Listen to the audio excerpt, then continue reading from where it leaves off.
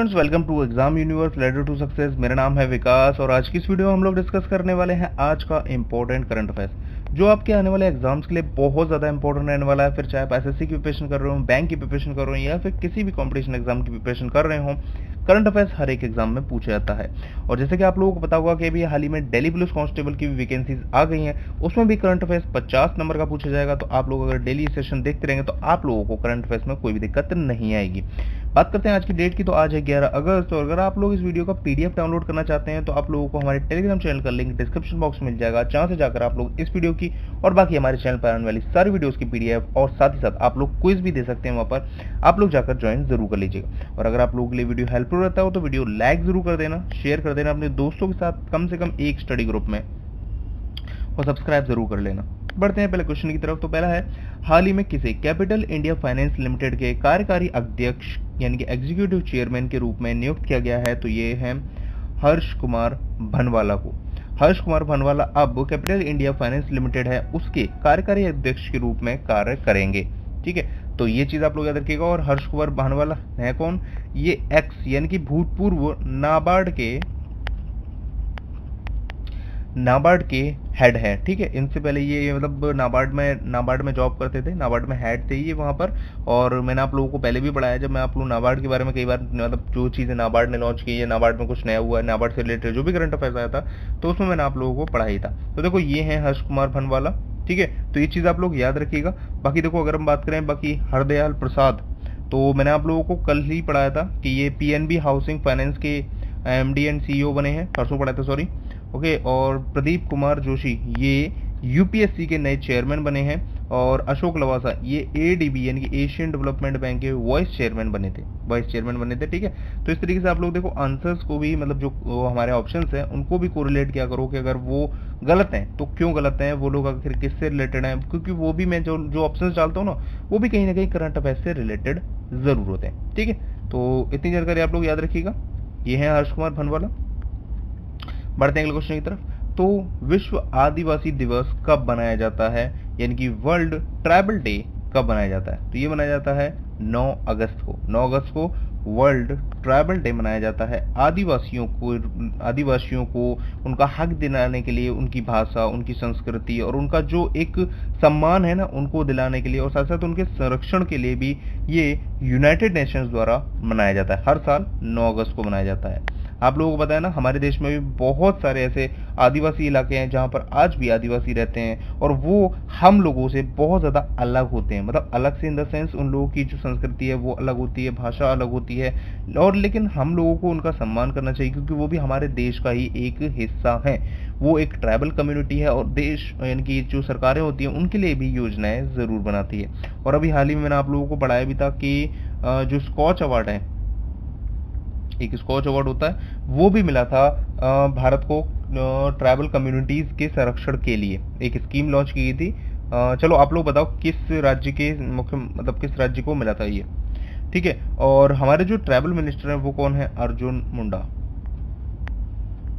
ठीक है, और इस बार का जो विश्व आदिवासी दिवस था ना उसकी थीम क्या रही? थीम रही कोविड-19 इंडिजीनियस पीपल रेजिलियंस। ठीक है, तो ये भी आप लोग याद रखना, आप लोगों के एग्जाम में पूछ लिया जाएगा।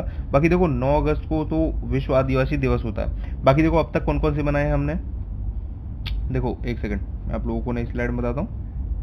देखो 1 अगस्त को मुस्लिम महिला अधिकार दिवस, 3 अगस्त को विश्व संस्कृत दिवस, ठीक है, और 6 अगस्त को हिरोशिमा दिवस यानी कि हिरोशिमा पर जो परमाणु बम गिराए थे उसकी याद में मनाया जाता है ये हिरोशिमा दिवस। और आगे हम बात करें तो देखो 7 अगस्त को विश्व हैंडलूम दिवस, नेशनल हैंडलूम दिवस। ठीक है, ये भी मैंने आप लोगों को पढ़ाया था। और 9 अगस्त को नागासाकी दिवस। ठीक है, 9 अगस्त को ही नागासाकी दिवस भी होता है और 9 अगस्त को ही विश्व आदिवासी दिवस भी होता है। देखो ये था हिरोशिमा पर जब परमाणु बम गिराया गया था तो वो 6 तारीख थी, तो 6 तारीख को हिरोशिमा दिवस और 9 तारीख को परमाणु बम नागासाकी पर गिराया गया था जापान में, तो नागासाकी दिवस। ठीक है, तो ये चीज़ आप लोग याद रखिएगा। बढ़ते हैं अगले क्वेश्चन की तरफ। अगला है कि हाल ही में वर्ल्ड बायोफ्यूल डे कब मनाया गया? तो ये 10 अगस्त यानी कि कल मनाया गया था। 10 अगस्त को वर्ल्ड बायोफ्यूल डे होता है। और ये किस लिए मनाया जाता है? तो देखो, ये हर साल मनाया जाता है। ये जैव ईंधन की ओर जो भारत की आत्मनिर्भरता है उसके विषय पर एक तरीके से आत्मनिर्भरता बनाने के लिए जैव ईंधन, ठीक है ना, जैव ईंधन के ऊपर भारत की जो आत्मनिर्भरता है उसमें एक मतलब इस बार जो है एक वेबिनार आयोजित किया गया जिसमें बताया गया कि जैव ईंधन के ऊपर भारत की कितनी निर्भरता है, आत्मनिर्भरता है, कितने निर्भर हो सकते हैं, कितना उससे नुकसान है, कितना उससे फायदा है। तो इन सब चीज़ों के बारे में डिस्कशन के लिए हर साल एक विश्व जैव ईंधन दिवस मनाया जाता है और भारत ने भी इस बार एक वेबिनार आयोजित किया था, ठीक है। और हमारे केंद्रीय पेट्रोलियम एवं प्राकृतिक गैस मंत्री जिन्होंने इसे ऑर्गेनाइज किया था वो कौन है? धर्मेंद्र प्रधान है। तो ये चीज़ आप लोग याद रखिएगा। बाकी देखो 10 अगस्त को ये होता है और बाकी के डेज मैंने आप लोगों को बताई दिया है, 1 अगस्त को, 3 अगस्त को और 7 अगस्त को, 6 अगस्त को, 9 अगस्त को, ठीक है। तो ये अगस्त के इंपॉर्टेंट डेज हैं जो आप लोगों को याद रखने हैं, आप लोगों के एग्जाम पॉइंट ऑफ व्यू से काफ़ी ज़रूर रहेंगे। देखो ये है वर्ल्ड बायोफ्यूल डे।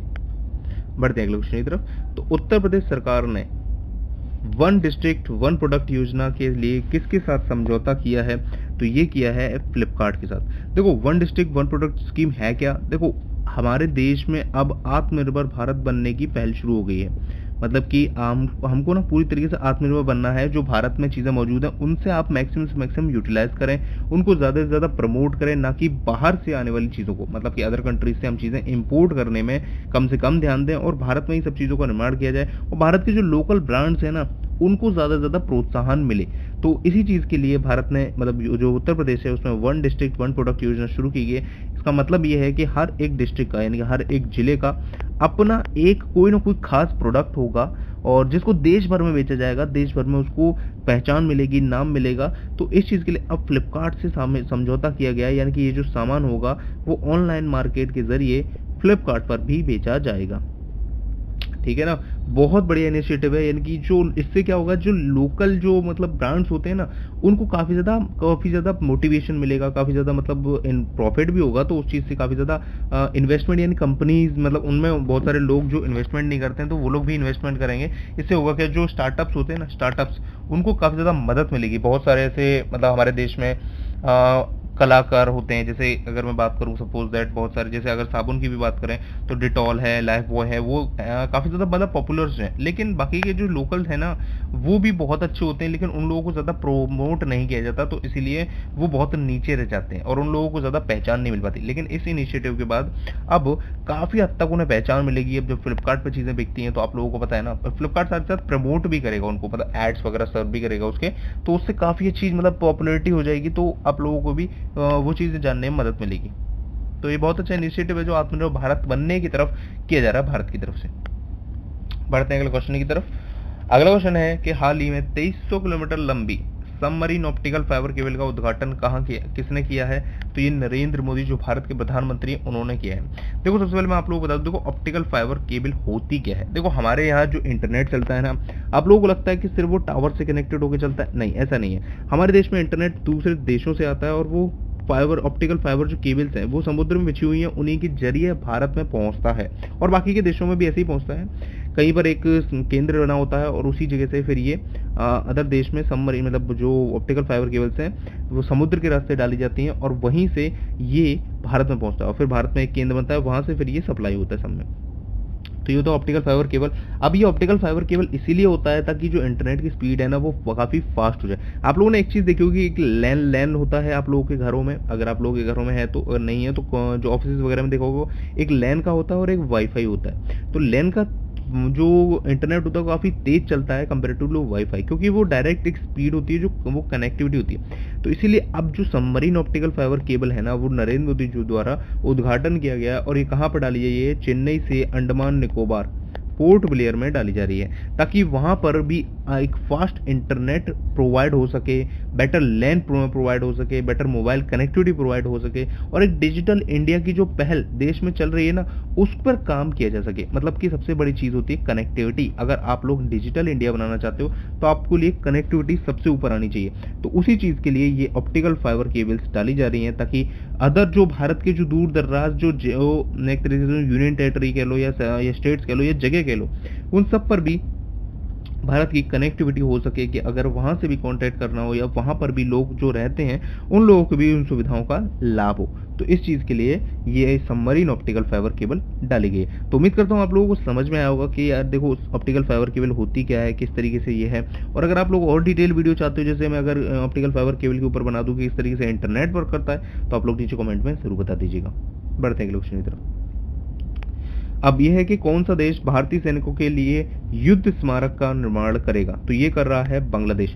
दरअसल बांग्लादेश में हुआ क्या है, देखो बांग्लादेश में 1971 में आप लोगों को पता होगा भारत और पाकिस्तान के बीच में लड़ाई हुई थी, जिसमें भारत ने बांग्लादेश को, जो कि पाकिस्तान था पहले, उसको आज़ाद कराया था और फिर उसको बांग्लादेश नाम से बसा दिया था। ठीक है, अब बांग्लादेश क्या कर रहा है कि उस युद्ध में जो भारतीय सैनिक मारे गए थे, तो उनको श्रद्धांजलि के रूप में एक मॉन्यूमेंट बनाने की बात कह रहा है बांग्लादेश में। कहां पर? बांग्लादेश के आशुगंज में, जो कि एक ब्राह्मणबरिया जिला है, उसमें ये जगह है जो कि त्रिपुरा के बॉर्डर के पास पड़ती है। वहां पर ये एक 3.5 हेक्टेयर जमीन में एक मॉन्यूमेंट बनाने की बात कही जा रही है, जो कि एक तरीके से श्रद्धांजलि होगी, एक ट्रिब्यूट होगा भारत के उन वीर सैनिकों को जो कि 1971 की लड़ाई में बांग्लादेश को आज़ाद कराने में शहीद हो गए थे। ठीक है, तो ये एक मॉन्यूमेंट बनाने की बात की जा रही है बांग्लादेश द्वारा। ठीक है, अब बात बांग्लादेश की हुई तो बांग्लादेश की कैपिटल क्या है? ढाका है। करेंसी क्या है? टका है। और पीएम कौन है? शेख हसीना। ठीक है, तो ये चीज़ आप लोग याद रखिएगा। और अगर बांग्लादेश के बारे में बताऊं मैं आप लोगों को, तो बांग्लादेश में अभी हाल ही में एक रिलायंस और जेई, एक जापानीज कंपनी है, वो मिलकर एक थर्मल पावर प्रोजेक्ट भी बना रहे हैं। ठीक है, ये भी मैंने आप लोगों को भी हाल ही में पढ़ाया ही था। ठीक है, तो ये चीज़ भी आप लोग याद रखिएगा। देखो जब भी किसी कंट्री की बात आए ना, तो बाकी के जो करंट अफेयर्स होते हैं उनको रिकॉइल कर लिया करो। मैं आप लोगों को काफ़ी हद तक करा लेता हूँ, नहीं तो आप लोग भी अपनी तरफ से किया करो। और जो भी याद आ जाए करे तो वीडियो को पॉज कर दिया करो और नीचे कॉमेंट में लिख कर बताया करो कि आप लोगों को क्या क्या चीज़ें याद आई। ठीक है, बढ़ते हैं अगले क्वेश्चन की तरफ। कौन से देश ने पर्यावरणीय आपातकाल की स्थिति घोषित कर दी है? तो ये मॉरिशस ने घोषित कर दी है। अब इसने किया क्यों ऐसा? देखो ये जो सीन देख रहे हो आप लोग, ये एक जापानीज शिप है जिसका नाम क्या है? MV वखाशी है। अजीब सा तो नाम होता है इन लोगों का। ठीक है, MV वखाशी है। ठीक है, अब ये है क्या? देखो 2-3 हफ्ते पहले की बात है, ये जो शिप है वो एक 400 टन तेल लेकर जा रहा था। अब हुआ क्या कि ये मॉरिशस के पास एक द्वीप या मतलब कह लीजिए एक पहाड़ी आई और उससे ये टकरा कर तेल का रिसाव होना शुरू हो गया और धीरे धीरे करके तेल पूरे महासागर में फैलने लगा है। अब 400 टन में से लगभग 4000 टन था। ठीक है, और 500 टन तेल उसमें से निकाला जा चुका है, लेकिन बाकी का जो तेल है वो धीरे धीरे करके समुद्र मतलब महासागर में रिस रहा है। और देख रहे हो ये जो पीछे ब्लैक बल देख रहे हो ना आप लोग, ये पूरा का पूरा तेल की वजह से हो गया। ये पूरा तेल है जो महासागर में फैलता जा रहा है। अब ये मॉरिशस के पास में है, तो मॉरिशस को इससे बहुत ज्यादा खतरा है। ऐसा क्यों है? देखो मॉरिशस में क्या है, आधे से ज्यादा जो जनजीवन कह लो या इकोनॉमी कह लो, वो ना समुद्र पर ही डिपेंड है। समुद्र में जो मछलियां मिलती हैं उन चीजों पे, टूरिज्म पे डिपेंड है, क्योंकि यहाँ से ना समुद्र के नज़ारे काफ़ी अच्छे हैं। जो यहाँ पर जो स्पीसीज मिलती हैं, इनकी प्रजातियाँ हैं जो मछलियों वगैरह की, वो काफ़ी अच्छी हैं। यहाँ पर समुद्र में लोग डाइविंग वगैरह करते हैं, तो उन चीज़ों के लिए बहुत अच्छी है। लेकिन जब समुद्र ही खराब हो जाएगा, समुद्र ही गंदा हो जाएगा, तो फिर किस तरीके से उनकी इकोनॉमी चलेगी। साथ ही साथ देखो इससे खतरा एक ये भी है कि अगर इसमें आग लगी तो बहुत बड़ी तबाही आ सकती है। मतलब हो सकता है मतलब सुनामी वगैरह भी आ जाए, तो पूरा का पूरा देश भी खत्म हो सकता है।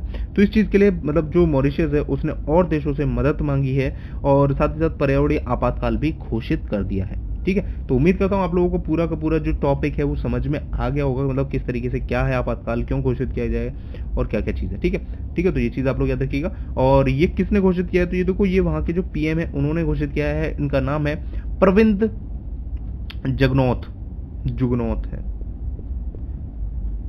ठीक है ना, तो ये चीज़ आप लोग याद रखिएगा। बढ़ते हैं अगले क्वेश्चन की तरफ। हाल ही में एनवी स्टेट्स 2020 इंडिया 2020 की रिपोर्ट जारी की है। ये किसने जारी की है? तो ये NSO ने जारी की है। NSO क्या होता है? NSO होता है नेशनल स्टैटिस्टिक्स ऑफिस।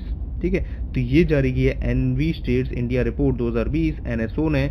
और इसमें बताया है कि 2019 में जो गर्मी है ना भारत में, वो काफ़ी ज़्यादा बढ़ गई है। लगभग मतलब अगर परसेंटेज के हिसाब से देखो तो 2.6% हो गई है गर्मी भारत में, जिसके कारण बहुत सारे लगभग अप्रॉक्सीमेटली कह लो आप लोग 450 के आसपास लोग मर गए हैं, जो कि बहुत ज़्यादा खतरनाक है। मतलब दिन प्रतिदिन साल दर साल गर्मी बढ़ती ही जा रही है, और देश में मतलब जो ग्लोबल वार्मिंग है ना वो भी बढ़ती जा रही है, जिसको रोकने के लिए अभी इस समय गवर्नमेंट को बहुत ज़्यादा कदम उठाने की ज़रूरत है। अगर अभी कुछ नहीं किया तो आने वाले टाइम में स्थिति और ज़्यादा खराब हो जाएगी, मैं ये कह सकता हूँ। ठीक है, और अभी आप लोगों ने देखा था कि एनवायरमेंट परफॉर्मेंस इंडेक्स भी आया था, जिसमें 180 देशों में भारत 168वें स्थान पर रहा था। मतलब बहुत खराब स्थिति है भारत की, एंड कह सकते हो एक तरीके से ग्लोबल वार्मिंग को रोकने में। उम्मीद करते हैं गवर्नमेंट इस पर काम करेगी, अच्छी पॉलिसीज लाएगी और इसको रोकथाम करने में कामयाब होगी। बाकी देखो एनएसओ का हेडक्वार्टर कहाँ पर है, दिल्ली में है।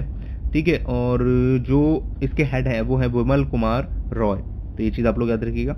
ओके, एक चीज़ और याद रखो, नेशनल स्टैटिक्स डे कब होता है, 29 जून को होता है, और वर्ल्ड स्टैटिक्स डे कब होता है, वो होता है 20 अक्टूबर को होता है। और ये हर साल नहीं मनाया जाता, ये 5 साल में एक बार मनाया जाता है। ठीक है, जैसे 20 अक्टूबर 2020 को मनाया जाएगा। ठीक है, तो ये चीज़ आप लोग याद रखिएगा। बढ़ते हैं अगले क्वेश्चन की तरफ। हाल ही में किस राज्य में इंदिरा वन मितान योजना शुरू की गई है? इंदिरा वन मितान योजना, ठीक है, ये छत्तीसगढ़ में शुरू की गई है। छत्तीसगढ़ में देखो इंदिरा वन मितान योजना, जो अभी ट्राइबल डे था ना, वर्ल्ड ट्राइबल डे, मैंने आपको स्टार्टिंग में पढ़ाया 9 अगस्त को, उस दिन ये शुरू की गई। एक तरीके से जो वनवासी है ना, वनवासियों को उनका हक दिलाने के लिए, उनको पहचान दिलाने के लिए और उनको सुविधाएं पहुंचाने के लिए यहाँ की जो गवर्नमेंट है वो योजना निकाल रही है। जिससे होगा क्या कि यहाँ के जो वनवासी है ना, उनको मतलब कई बार क्या होता है ना, देखो कि जो बाहर के लोग हैं वो लोग इनको परेशान करने और एक तरीके से इस तरीके से ट्रीट करते हैं कि किसी दूसरी मतलब अलग ही मतलब प्रजाति है, या मैं एक तरीके से एलियन है, या मैं कहूँ अलग तरीके से जानवर वगैरह है, इस तरीके से ट्रीट करते हैं, और देखने के बाद कई बार इन्हें मारने भी लगते हैं। तो उनके संरक्षण पर बहुत बड़ा सवाल होता है। और फिर अगर वो लोग अगर उग्र हो जाते हैं तो वो लोग मतलब कई बार जो बाहर के लोग हैं उनको मार भी देते हैं। तो इस चीज़ को बचाने के लिए, मतलब एक सामंजस्य स्थापित करने के लिए, एक खुशहाल मतलब घर परिवार की तरह उनको भी सदस्य बनाने के लिए ये योजनाएं शुरू की गई हैं। ठीक है, और ये आदिवासी दिवस के ऊपर शुरू की गई है, ये मैंने आप लोगों को बता दिया, जो था कब, 9 अगस्त को था। ठीक है, अब बात कर दो जो छत्तीसगढ़ के बारे में, तो छत्तीसगढ़ की राजधानी क्या है, रायपुर है। सीएम कौन है, भूपेश बघेल। और यहाँ के सीएम कौन है, वो गवर्नर कौन है, अनुसुईया उनके हैं। ठीक है, और एक चीज और बता दूं मैं आप लोगों को, देश का पहला गार्बेज कैफे यहीं पर खुल रहा है। रक्षा सर्व ऐप एक था जो लॉन्च किया गया था यहाँ पर, क्वारंटाइन जो हुए उनके लिए, लोगों के लिए। ठीक है ना, जो लोग क्वारंटाइन हुए थे होम आइसोलेशन वगैरह में, तो उनकी रक्षा के लिए ये ऐप शुरू किया गया था, उन पर देखभाल करने के लिए, मतलब किस तरीके से वो लोग कर रहे हैं, मतलब उनसे कोई गाइडलाइंस बनाकर दी गई थी, तो वो चीज़ थी। और एक स्पंदन योजना भी यहाँ पर शुरू की गई थी, तो ये चीज़ भी आप लोग याद रखिएगा। बढ़ते हैं अगले क्वेश्चन की तरफ। हाल ही में किस आईआईटी ने स्वदेशी बीज गेंद विकसित किया है? तो ये किया है आईआईटी कानपुर ने।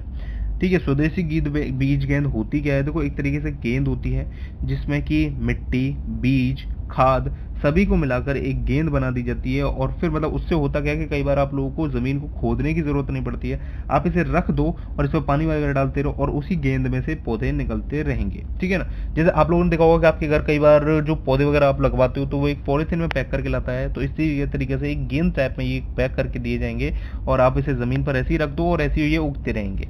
ठीक है, और इसमें इस तरीके की विशेष जो मतलब एक तरीके से कहूँ इसी तरीके की पेड़ होंगे जो इसमें लगे होंगे। ठीक है, तो ये किसने विकसित किया है? तो ये आईआईटी कानपुर ने विकसित किया, और इसका नाम क्या दिया है? BEEG, जिसकी फुल फॉर्म क्या होगी? Bio compost enriched eco friendly globule. ठीक है, bio compost enriched eco friendly globule, तो ये चीज आप लोग याद रखिएगा। नाम क्या है? BEEG। उम्मीद करता हूँ आप लोग याद रखेंगे। तो देखो ये हो गए आज के 10 करंट अफेयर्स जो आप लोगों के एग्जाम पॉइंट ऑफ व्यू जरूरी है। अब मैं आप लोगों को कुछ ब्रेकिंग न्यूज बताता हूँ जो आप लोगों को as being a Indian citizen पता होनी चाहिए। सबसे पहले ये कि राहत इंदौरी जो मशहूर लेखक और कवि हैं, उनको कोरोना हो गया है और वो अब इंदौर के और भी 2 हॉस्पिटल में भर्ती हैं, और उन्होंने ट्वीट करके बताया है कि मैं इस बीमारी को हरा दूंगा, मैं इस बीमारी को हरा दूंगा। ये राहत इंदौरी हैं, आप में से बहुत सारे लोग इनको जानते भी होंगे। अगला है कि उत्तराखंड में लैंडस्लाइड से 40 गांवों पर आफत आ गई है, वहाँ पर 5 दिन के लिए रेड अलर्ट जारी किया गया है कि वहाँ पर भारी बारिश हो सकती है, जिसके साथ में लैंडस्लाइड्स भी हो सकते हैं, यानी कि मिट्टी का खिसकना, पानी गिरने की वजह से मिट्टी टूट जाती है तो मिट्टी का खिसकना वो भी हो सकता है। तो रेड अलर्ट जारी किया गया है, उम्मीद करते हैं वहाँ पर सब चीज़ ठीक रहे। अगला है कि 18 अगस्त को ऐलान किया जाएगा कि आईपीएल का स्पॉन्सर कौन होगा, क्योंकि ये जो एक चाइनीज कंपनी थी ना वीवो, उसको इससे हटा दिया गया है और अब आईपीएल के लिए नया स्पॉन्सर तलाश किया जा रहा है और अब इसके लिए 18 अगस्त को अनाउंसमेंट की जाएगी कि किसको आईपीएल का स्पॉन्सर बनाया जाएगा और वो कितने महीने के लिए रहेगा, मतलब स्पॉन्सरशिप कितने महीने के लिए दी जाएगी।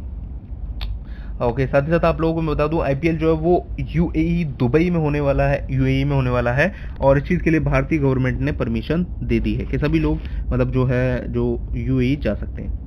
अगला है मुकेश अंबानी दुनिया के चौथे सबसे बड़े रईस बन गए, उनकी जो संपत्ति है वो 80 बिलियन डॉलर की हो गई है। तो ये चीज़ भी आप लोग याद रखिएगा।